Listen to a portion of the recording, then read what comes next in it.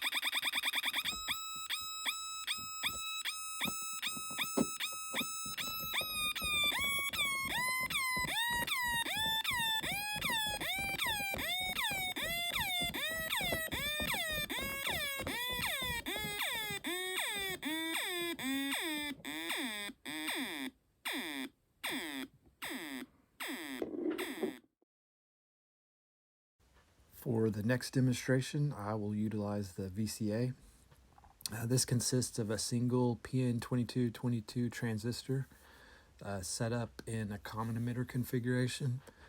But instead of the 9-volt supply, the collector is connected to the LFO output, which is in series with a resistor and a 1N914 diode. This attenuates the signal and only, or nearly only, passes the high part of the LFO square wave. The base receives the VCO signal, and in this configuration, the LFO provides amplitude modulation of the VCO signal. And similar to the previous demonstrations, whether the LFO is low or high pass filtered results in a very different output.